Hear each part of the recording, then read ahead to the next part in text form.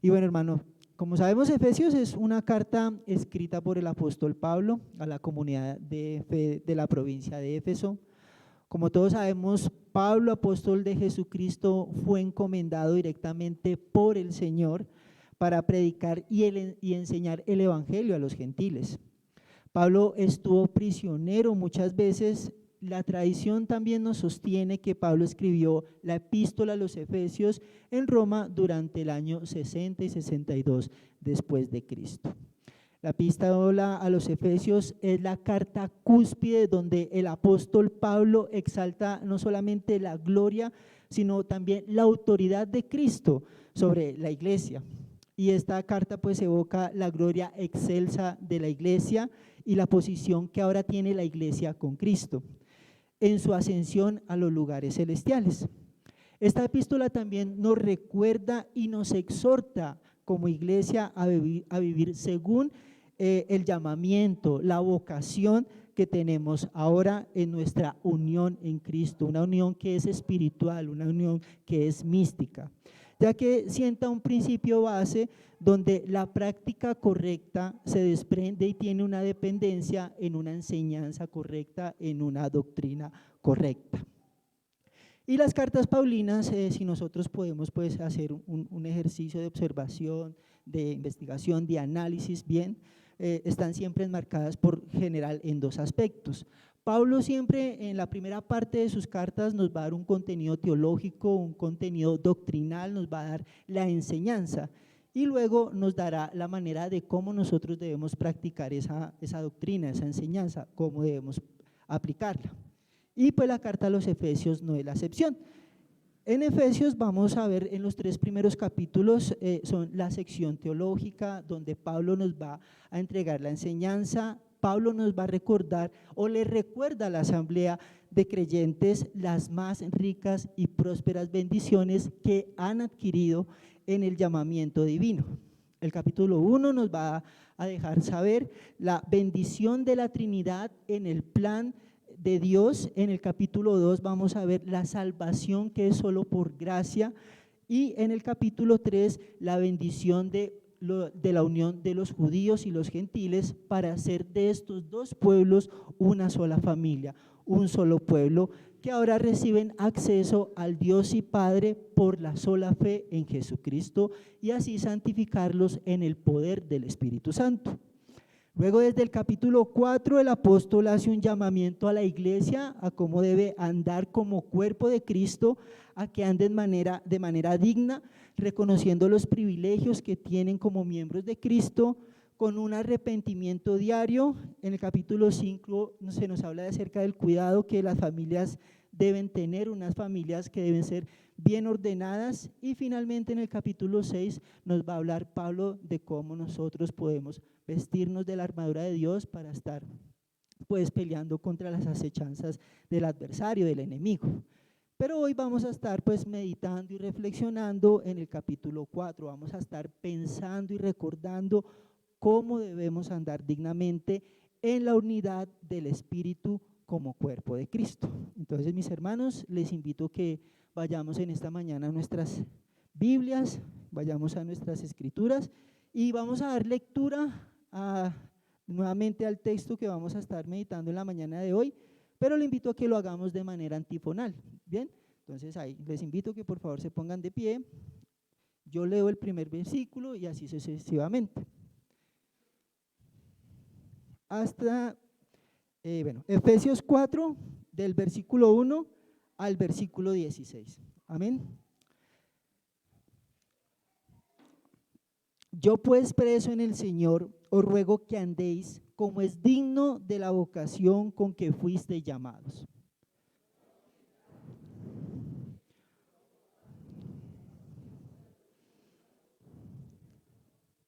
Solícitos en guardar la unidad del Espíritu en el vínculo de la paz.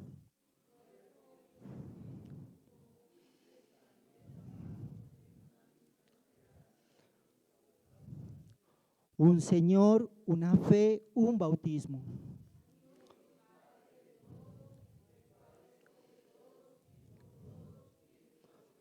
Pero a cada uno de nosotros fue dada la gracia conforme a la medida del don de Cristo.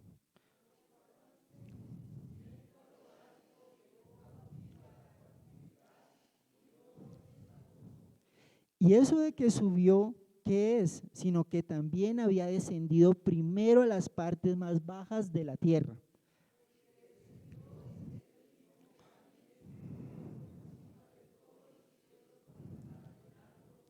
Y él mismo constituyó a unos apóstoles, a otros profetas, a otros evangelistas, a otros pastores y maestros.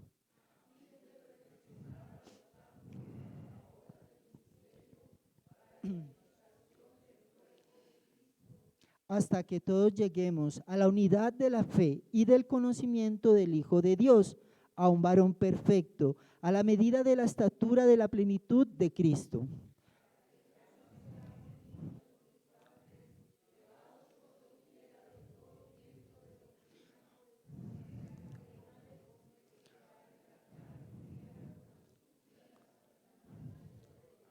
Sino que siguiendo la verdad en amor, crezcamos en todo, en aquel que es la cabeza, esto es Cristo.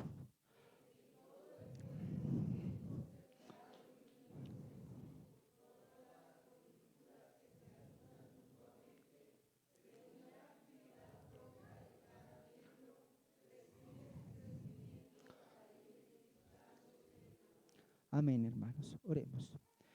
Señor Dios y Padre nuestro, hemos en esta mañana cantado cánticos espirituales, Señor. Hemos orado, nos hemos presentado delante de ti, Señor. Hemos dado lectura, Padre, a tu palabra, Señor. Señor, muchas gracias por darnos la oportunidad, el gran privilegio en este día de venir, Señor, como cuerpo de Cristo, Señor, como parte de la gran familia tuya, Dios, a rendirte a ti honor, a darte a ti honra y gloria, Señor Dios. Gracias, Padre, porque sabemos que si podemos estar delante de tu presencia, es al saber que solamente hemos sido justificados por la fe en tu Hijo amado, y que ha sido tu Hijo a través de su sacrificio quien nos ha declarado justos delante de ti, Padre. Señor, en esta mañana reconocemos, Señor, nuestras debilidades, nuestras limitaciones, nuestras incapacidades, Señor. Por eso te rogamos en esta mañana, Padre eterno, que por favor seas tú asistiéndonos, Señor, guiándonos e iluminando, Señor, nuestro entendimiento, Señor, con la ayuda, Señor, de tu Santo Espíritu, Padre. Ayúdanos, Señor, a tener un corazón dispuesto a que este sea un tiempo, Señor, de reverencia y de un tiempo solemne, Señor, donde nosotros estemos atentos, Señor, a tu palabra, a tu instrucción, a tu exhortación, Señor, para que como cuerpo de Cristo, Señor, podamos, Señor, reflejar más el carácter de tu Hijo amado, Señor. Te damos las gracias, Señor, en el nombre de Jesús. Mis hermanos, leído el texto, ya pueden sentarse, gracias hermanos. He titulado en esta mañana esta enseñanza, la unidad de la gloriosa iglesia del Señor Jesucristo. Y vamos a mirar esta unidad de la iglesia en tres encabezados o en tres aspectos. Primeramente vamos a ver andando en el llamado de la unidad en Cristo del versículo 1 al versículo 6. Después vamos a ver la diversidad de los dones dados a la iglesia por Cristo del versículo 7 al 10. Y finalmente vamos a ver el crecimiento mutuo en el conocimiento de Cristo del versículo 11 al versículo 16. El primer punto, andando en el llamado de la unidad de Cristo en la iglesia, en Cristo. El versículo 1, Pablo nos dice, yo pues preso en el Señor, os ruego que andéis como es digno de la vocación con que fuisteis llamados. Y estas instrucciones, mis hermanos, que estamos oyendo del apóstol Pablo, no son solamente las de un hombre, son directamente del Señor, quien ha inspirado por el Espíritu Santo al apóstol Pablo para dar estos mandatos. para que el cuerpo de Cristo sea edificado en la unidad del Espíritu. Y antes de dar estas instrucciones, el apóstol nos quiere llevar a reflexionar en el instrumento humano que Dios está utilizando para exhortarles, que no es más que el mismo apóstol Pablo. Pablo se está presentando aquí una vez, no como un fariseo, no como alguien que lleva una vida religiosa, una vida estructurada, una vida rígida, queriendo imponer cargas a otros que él mismo ni siquiera pudo llevar. Por el contrario, Pablo tiene la autoridad para dar los siguientes mandatos, puesto que Pablo es alguien que ya ha sacrificado su libertad y sus comodidades por amor del evangelio de Jesucristo. Él ha vivido los principios que él está a punto de presentar. Pablo era preso del Señor en dos sentidos. Primeramente, después de su encuentro con el Señor, su corazón había sido regenerado. Él había comprendido, él había sido comprado directamente por el Maestro, por el Mesías, y ahora no anhelaba otra cosa más que servir a su Señor, servir a Dios con todo lo que el mismo Dios le había dado. Él quería servir a Cristo. Él sabía que ahora su vida, después de que él fue llamado, cuando marchaba camino a Damasco, Pablo ahora viviría una vida voluntariamente al servicio de Jesucristo como esclavo. Segundo, cuando Pablo escribió esta carta, como se nos dice, se encontraba en una cárcel romana, consecuencia de la predicación, de las inescrutables riquezas de la gracia de Dios para con los gentiles y judíos. Así que todas las instrucciones y los mandatos que siguen a lo largo de este capítulo y también en los siguientes son el resultado de que el apóstol Pablo vivió una vida conforme al llamado de Dios. Y ahora el ruego de Pablo a la iglesia de Éfeso es a seguir andando conforme al llamado que Cristo les ha hecho en cuanto a la salvación que se les ha otorgado. Por tal motivo, mis hermanos, nosotros como iglesia debemos andar de este mismo modo, siguiendo nuestra profesión de fe. En este punto, mis hermanos, quiero que pensemos por un momento cómo era nuestra vida, cómo era nuestra condición antes de que nosotros viniéramos a Cristo. ¿Cómo era nuestra naturaleza? La misma carta a los Efesios nos da la respuesta.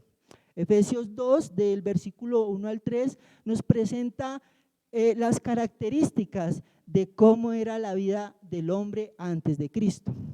Se nos dice en el capítulo 2 de Efesios, en el versículo 1 al 3, y Él os dio vida a vosotros cuando estabais muertos en vuestros delitos y pecados, en los cuales anduviste en otro tiempo, siguiendo la corriente de este mundo, conforme al príncipe de la potestad del aire, el espíritu que ahora opera en los hijos de desobediencia, entre los cuales también todos nosotros vivimos en otro tiempo, en los deseos de nuestra carne, haciendo la voluntad de la carne y de los pensamientos, y éramos por naturaleza hijos de ira, lo mismo que los demás.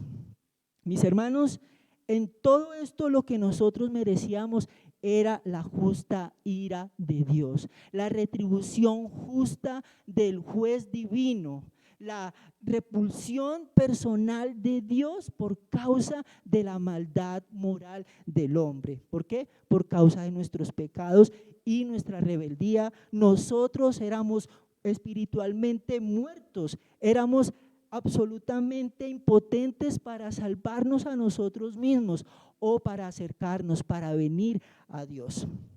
Sin embargo, mis hermanos, por el puro afecto de la voluntad de Dios, como la misma carta a los Efesios nos explica, Dios nos escogió, Dios nos eligió desde antes de la fundación del mundo, no por ninguna cosa meritoria, mis hermanos, que nosotros hubiéramos hecho o que haya sido hecha más adelante por nosotros mismos, sino por su misericordia, por su favor, el cual no merecíamos, pero que es la muestra del gran amor de Dios por sus escogidos, por sus elegidos.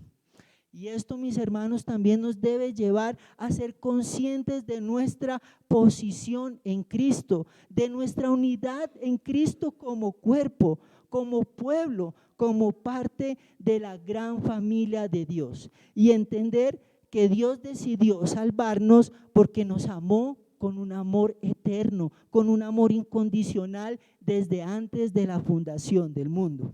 ¿A fin de qué? A fin de, hermanos, que ahora nosotros vivamos para su gloria, como siervos, como esclavos de Cristo, en la unidad del Espíritu, como lo vivió y lo expresó el mismo apóstol Pablo. Y así nosotros, mis hermanos, llevemos de una manera aceptable, de una manera conveniente y adecuadamente y con una alta dignidad el llamado que el Señor nos ha hecho para ser pueblo. Ahora, ¿de qué manera nosotros debemos de andar en este llamado? El versículo 2 nos dice, de nuestro texto principal, con toda humildad y mansedumbre, soportándoos con paciencia los unos a los otros, en amor, solícitos en guardar la unidad del Espíritu en el vínculo de la paz. Ahora el apóstol está nombrando las virtudes, las características que forman parte de la vida de los creyentes y que deben estar presentes en la unidad de la iglesia, las cuales son el reflejo que en el creyente habita el Espíritu Santo, manifestando su fruto. La humildad, la mansedumbre, la paciencia y el amor son virtudes que deben estar presentes en las relaciones y situaciones tanto dentro y fuera del cuerpo de Cristo. Un verdadero miembro de la iglesia de Cristo debe reconocer su incapacidad para estar o permanecer entre el pueblo de Dios en sus propias fuerzas. Ningún miembro del cuerpo de Cristo debe jactarse en que sus obras lo han salvado, puesto que es Dios quien lo salva. Si estamos, mis hermanos, en el cuerpo de Cristo, el cual es un linaje real, un sacerdocio santo, un pueblo adquirido por Dios, mis hermanos, es solo por la soberanía, por la gracia de Dios que nos ha escogido de entre lo vil, que nos ha escogido de entre lo menospreciado y nos ha habilitado para que nosotros pudiéramos responder, atender y creer positivamente en el llamado del evangelio. Entonces, mis hermanos, si todo lo que nosotros somos en este glorioso cuerpo y lo que nosotros podemos hacer dentro del cuerpo es solo por la gracia divina de Dios. Así que no hay ningún motivo para la jactancia o el orgullo, ya que estos dos son la esencia del pecado. El resultado de saber que ahora que Cristo nos escogió para ser parte de su pueblo, nos debe llevar a tener una virtud, una característica de humildad. Y recordar que el Señor Jesucristo nos ha instruido en esto, en la grandeza que hay en el servicio. Como cuando Él lavó los pies de sus discípulos, o como cuando Cristo nos enseña que Él no se aferró a nada, no se aferró ni siquiera a ser como Dios, sino que Él tomó una forma de siervo, tomó la forma de un hombre, como nos lo enseña también Filipenses 2. ¿Qué más ejemplo, mis hermanos, de humildad de nuestro Señor para la iglesia? Que la iglesia viva en una unidad, que la iglesia viva en gozo. Y otra también de las virtudes o las características que nos está mencionando acá el apóstol Pablo es la virtud de la mansedumbre, que va muy ligada a la humildad. Y esa virtud debe ser dócil, suave, debe ser una virtud dulce, con el trato hacia nuestro hermano, con el trato hacia nuestro prójimo.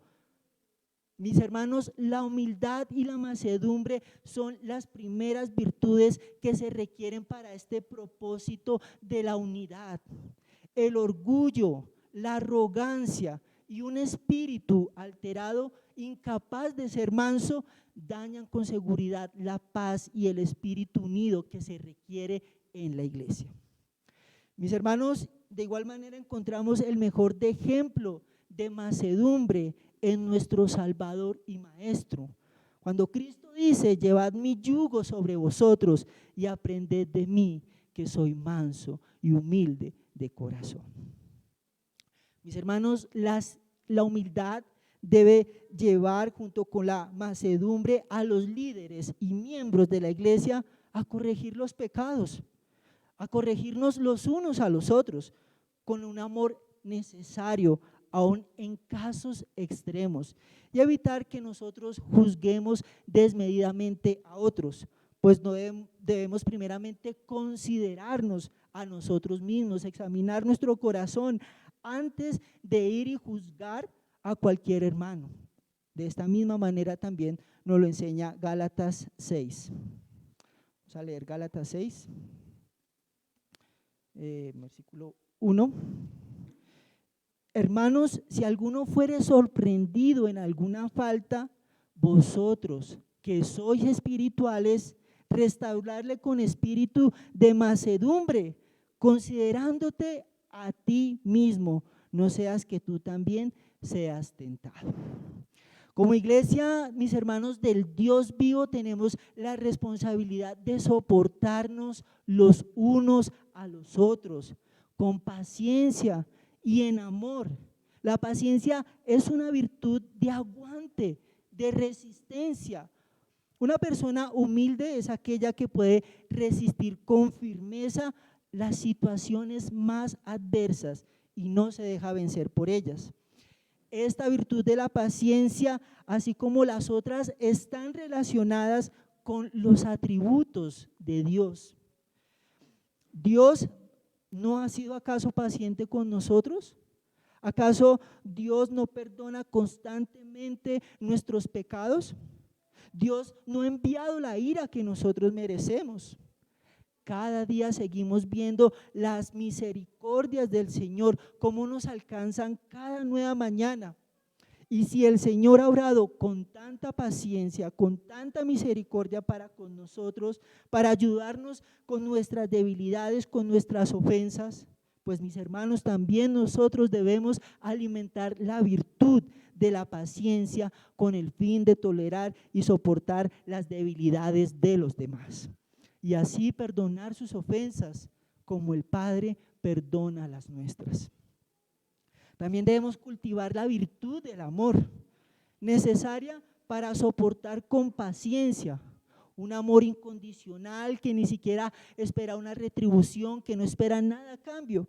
Este es el mismo amor que Dios ha expresado hacia nosotros, el cual nosotros debemos manifestar en nuestras relaciones fraternas como cuerpo de Cristo, un amor sacrificial, un amor como el de Cristo, que es capaz de cubrir las faltas y ayudar a conservar esa unidad.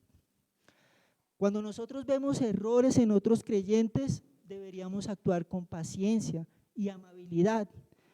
Y en este punto, mis hermanos, la pregunta es: ¿mi hermano le incomoda las acciones de alguien? ¿Le incomoda la personalidad de su hermano? Porque mejor, en lugar de detenerse a observar las debilidades del hermano o buscar errores de dicha persona, ¿por qué no oramos por ella? ¿Por qué no hacemos algo más por ese hermano? ¿Por qué no lo llamamos? ¿Por qué no nos acercamos a él para preguntarle cómo está, si hay algo en lo que usted le pueda servir? Porque no pasamos más tiempo con nuestros hermanos disfrutando de las riquezas de la gracia de Cristo, esas riquezas espirituales en cuanto a la predestinación, a la elección, a la justificación, a la santificación y a nuestra futura glorificación con Cristo? ¿Por qué no ayudamos a nuestros hermanos a que puedan cada día parecerse más a Cristo y así el nombre de Dios sea glorificado? Mis hermanos, debemos hacer todo lo posible para mantener esta unidad. Esforcémonos con diligencia, pues esta unidad, Pablo nos dice que ya está establecida, está dada por el mismo Señor, ya existe, ha sido provista por Dios.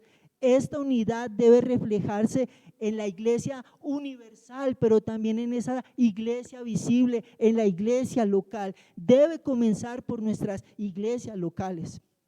El apóstol, para confirmar lo que viene diciendo, lo que viene instruyendo a la iglesia de Éfeso, es decir, que nosotros, mis hermanos, debemos esforzarnos en mantener esta unidad de la iglesia. Lo que Pablo nos quiere recordar son los hechos espirituales que ahora son la base que ya ha efectuado Dios. Y estos fundamentos de esta unidad los vamos a ver en el versículo 4. En el versículo 4 se nos dice: un cuerpo y un espíritu, como fuisteis también llamados en una misma esperanza de vuestra vocación, un Señor, una fe, un bautismo, un Dios y Padre de todos, el cual es sobre todos y por todos y en todos. Y estos, mis hermanos, son los elementos unificadores. No son ni deben ser el resultado de las ideas humanas, de lo que yo pienso, de lo que yo siento o de lo que a mí me parece. No, mis hermanos, sino que como toda práctica cristiana, esta está fundamentada en la correcta doctrina. Nosotros debemos entender estos fundamentos, estas bases espirituales para saber quiénes somos y lo que Dios ha hecho por nosotros. Debemos vivir en consecuencia a la luz, y uno de los resultados será la unidad práctica de estas verdades dentro de la iglesia, por lo que la exhortación del apóstol Pablo es a preservar la unidad. De preservar esta unidad no va simplemente dirigida a los líderes, a los pastores. Mis hermanos, esta exhortación va dirigida a todos los miembros de la iglesia. No son solamente los pastores, los líderes, los que tienen la responsabilidad de proteger la unidad del cuerpo de Cristo. Si bien sabemos que el pastor debe alimentar y cuidar al redil con un buen alimento, con una doctrina sana, porque él es el responsable de proclamar de manera fiel y pura la palabra, todo el consejo de Dios a la iglesia, es responsabilidad de todos nosotros, de cada uno de los miembros que componen la gloriosa iglesia de Jesucristo, ayudar a perseverar, a preservar esa unidad. Somos un cuerpo, y Pablo lo expresa en los versículos 4 y 6, que estamos unidos a otros por aquellas cosas que nosotros tenemos en común, y que estas cosas sobrepasan mucho las diferencias que pudieran dividirnos. Somos miembros de un cuerpo, un espíritu, tenemos un Señor, una fe, un bautismo, tenemos un Dios y Padre de todos nosotros, por todos y en todos. Estos son esos fundamentos, esas bases de la unidad del cuerpo de Cristo. Nosotros, mis hermanos, somos muy propensos a hacer cualquier tipo de distinciones entre nosotros mismos, entre hermanos. Podemos tener preferencias por unos, podemos desestimar a otros, tal vez porque no me gusta cómo el hermano habla, no me gusta cómo el hermano se viste, no me gusta cómo el hermano canta, cómo predica, o algunas diferencias que son totalmente vanas. Pero estas diferencias no pueden separar a los verdaderos cristianos de este lado de la eternidad. Esto no debe traer división a la iglesia. Nosotros debemos mantener y guardar esa unidad del Espíritu. Mis hermanos, en la iglesia de Jesucristo, el Señor no hace preferencias. Para Dios no hay favoritos por una persona o por varias, entre otras. En el pueblo de Dios, mis hermanos, todos somos iguales, todos hemos sido comprados con la misma sangre, todos hemos sido redimidos con el mismo plan de salvación. Si hay alguien en que el Señor realmente tiene complacencia, en el cual se agrada, en el cual se deleita, es en su Hijo, en Jesucristo.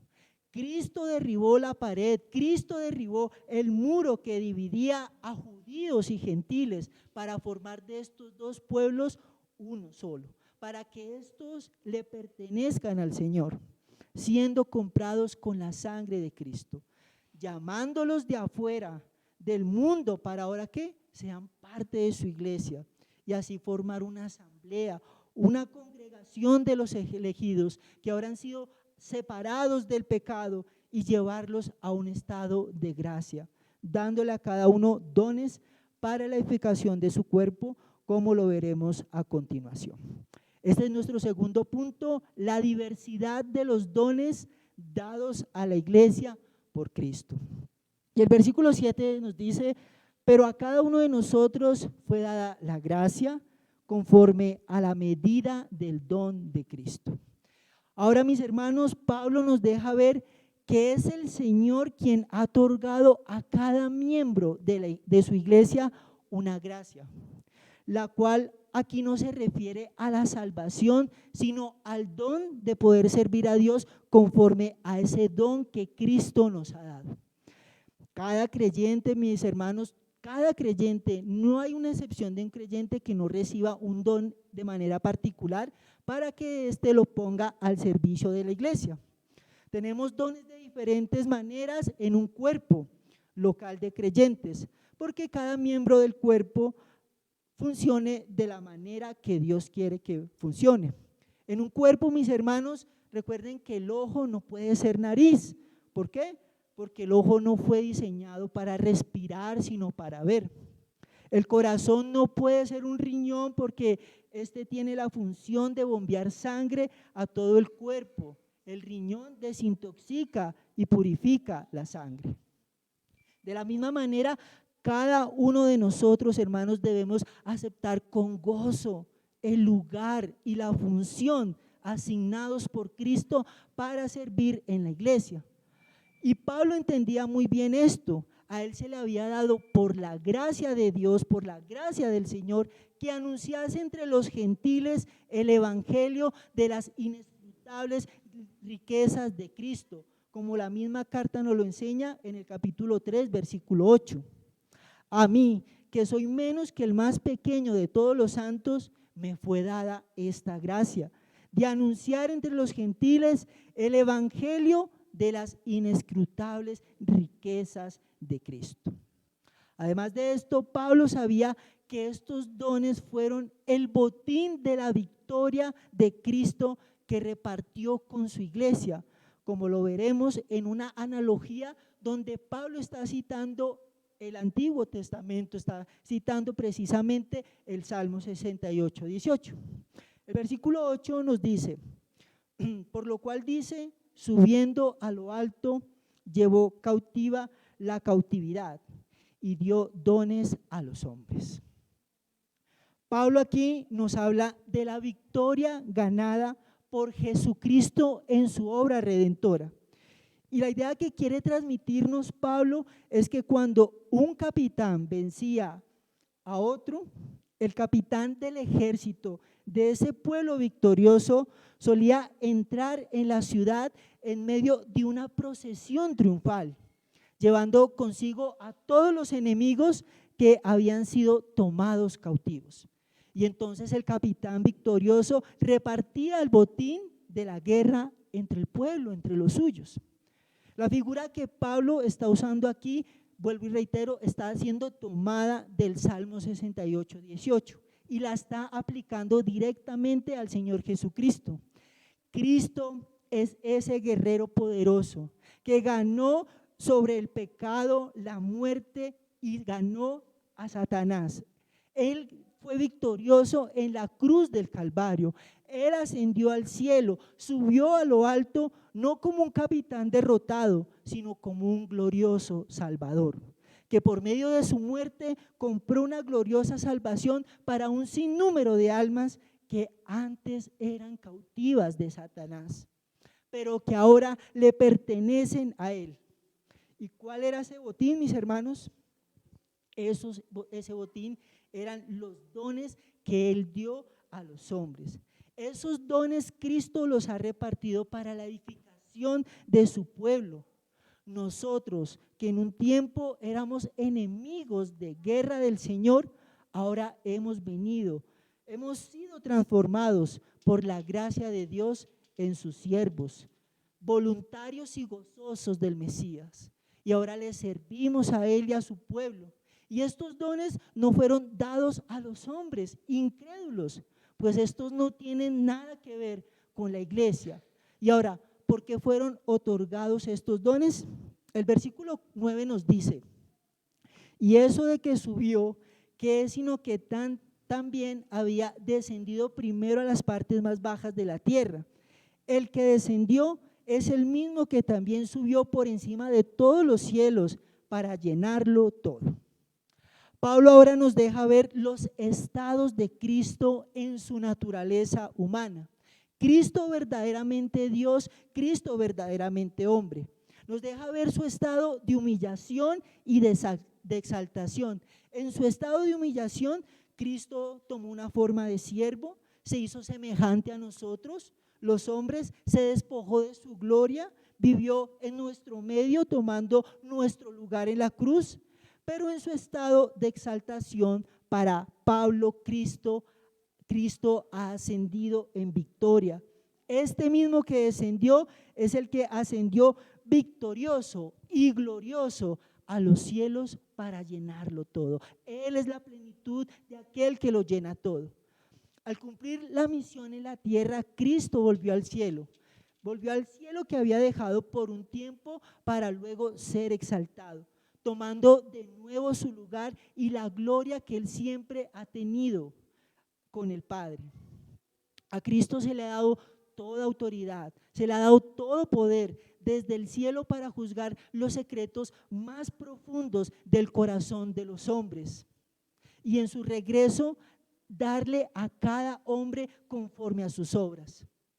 Cristo está enviando su Santo Espíritu y está cuidando, tiene un cuidado especial por su amada iglesia, equipándola con los dones que ella requiere para que ésta siga perseverando la unión del Espíritu y la misión de expandir el reino de Dios.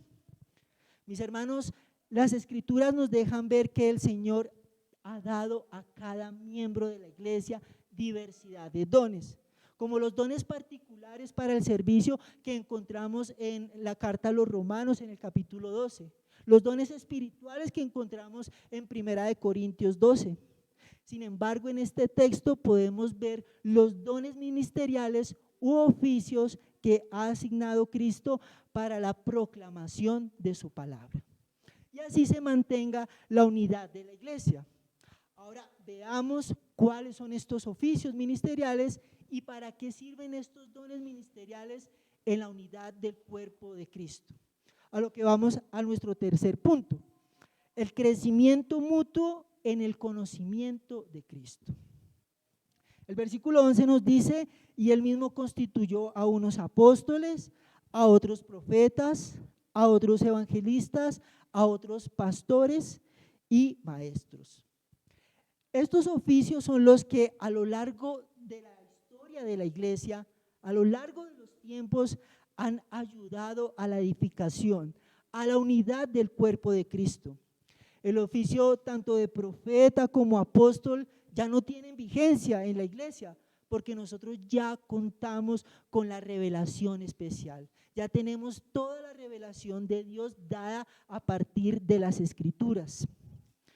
Ahora Pablo enseña en la misma carta a los Efesios que los apóstoles y profetas fueron los que pusieron el fundamento en la iglesia. Capítulo 2, versículo 19. Así que ya no sois extranjeros ni advenedizos, sino conciudadanos de los santos y miembros de la familia de Dios. Versículo 20. Edificados sobre el fundamento de los apóstoles y profetas, siendo la principal piedra del ángulo Jesucristo mismo. Todos sabemos que el fundamento, que los cimientos para establecer una edificación, una casa, mis hermanos, solamente pueden ser echados una vez y para siempre. Después vemos también el oficio del evangelista o de los evangelistas. Estos eran personas que poseían ese don especial para compartir con otros las buenas nuevas de salvación. Sin embargo, mis hermanos, todos debemos estar preparados, todos debemos estarnos equipando para anunciar y presentar defensa del evangelio. Esta es una responsabilidad, mis hermanos, de cada miembro de la iglesia. No es responsabilidad simplemente del pastor o el predicador que se puede parar acá cada domingo en el culto de adoración, o en los servicios que ustedes tienen entre semana o los discipulados que podemos tener en nuestras casas. Todos los creyentes, mis hermanos, debemos estar comprometidos con la evangelización, ya que este ha sido un oficio que ha sido descuidado por la iglesia. Por último, mis hermanos, están los pastores o maestros. Mis hermanos, ha sido Dios quien ha establecido a los pastores en una iglesia local.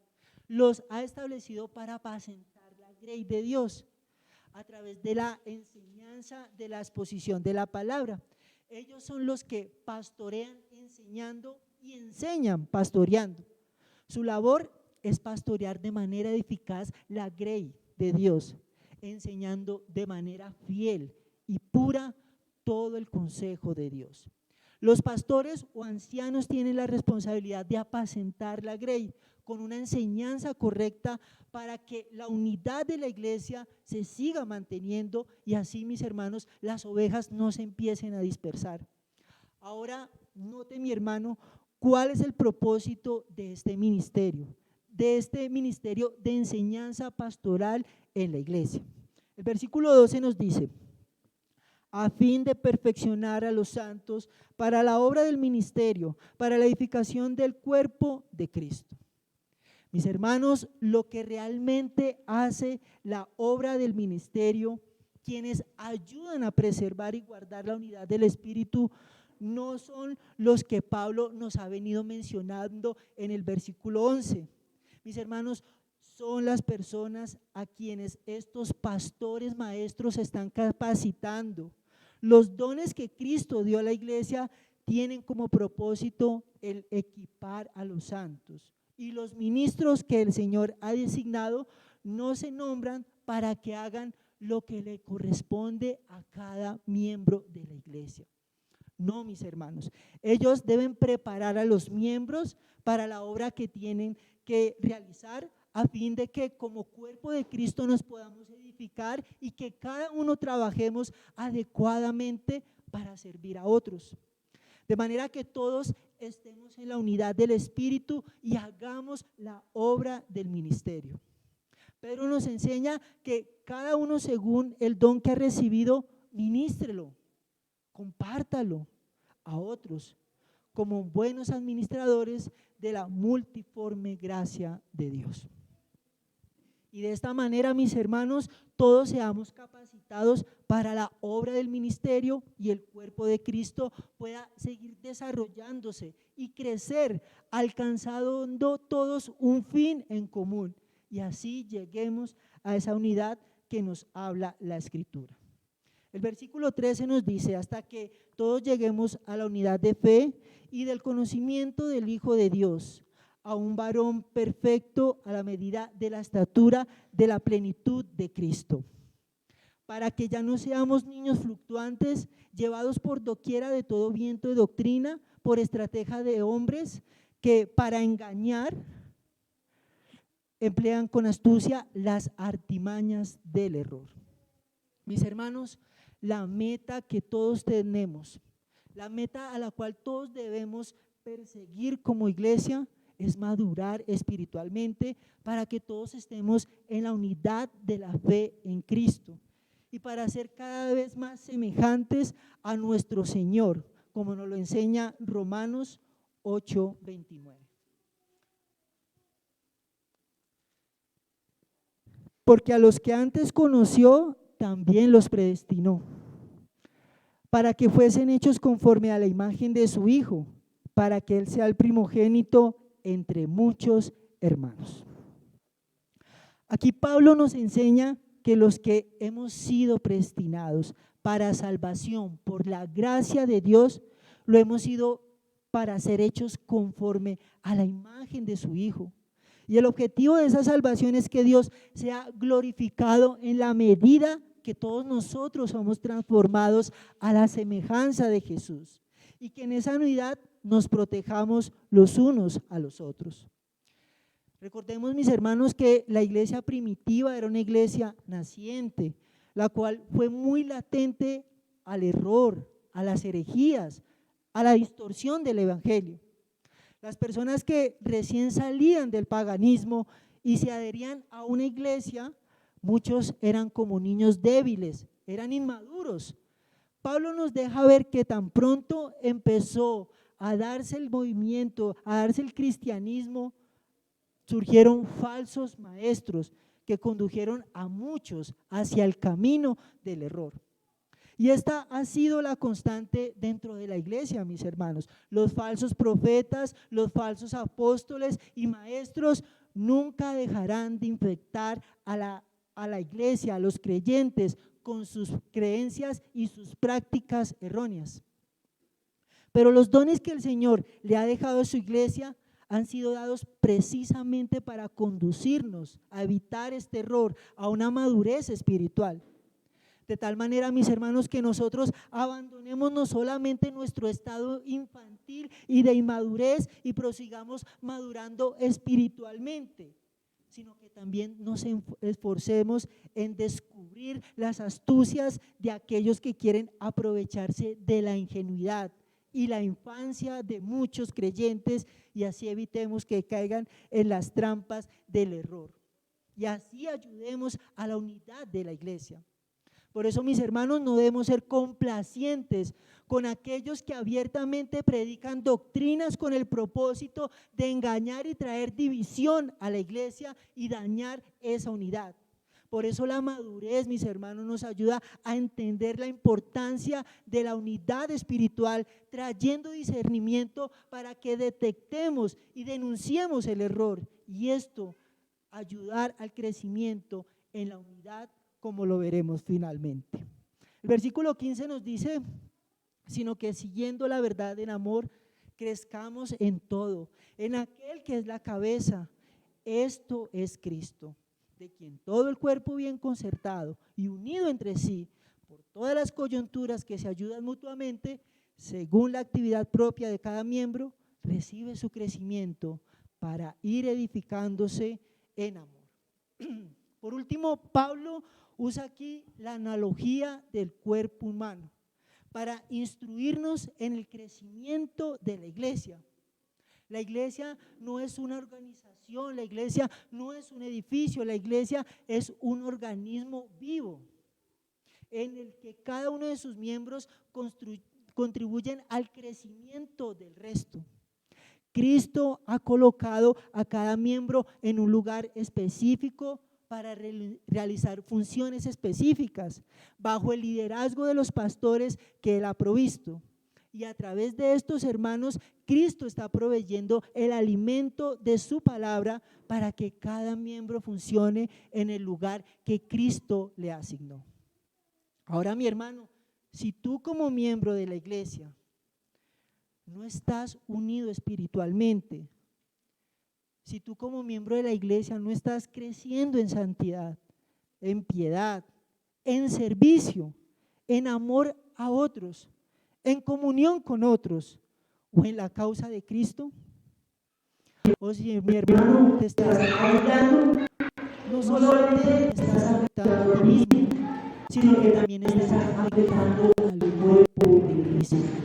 Estás vulnerando las distinciones que caracterizan la unidad de la gloriosa iglesia de Jesucristo.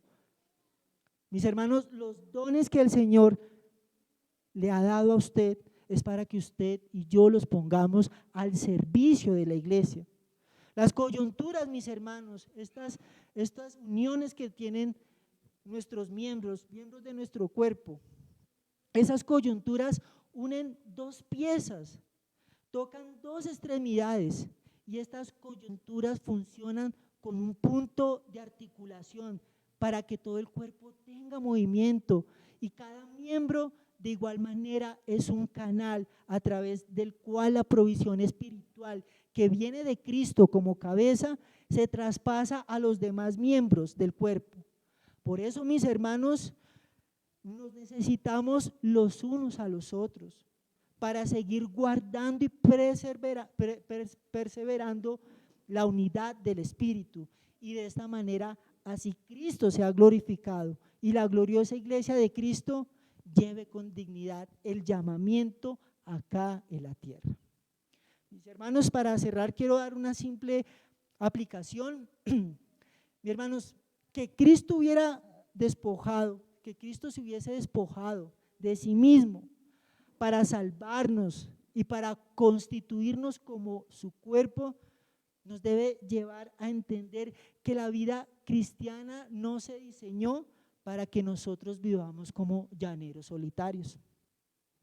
Si hay algo que nos está enseñando las Escrituras en esta mañana, o las Escrituras también a lo largo del Nuevo Testamento, es la relación que ha tenido la iglesia, una relación con una misión clara, y es la santificación del creyente.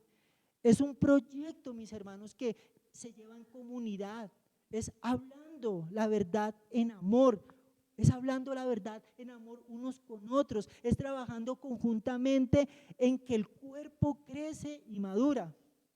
Y lo que Pablo nos enseña aquí es que el Señor capacita a cada uno de los suyos para que podamos servirle a Él, sirviendo a otros. Si hemos perdido, mis hermanos, nuestro sentido de ser cuerpo de Cristo, hoy es el día para arrepentirnos. Hoy es el día para volvernos al Señor y pedirle que nos ayude a ser buenos administradores de su gracia y cumplamos con nuestro papel en su cuerpo.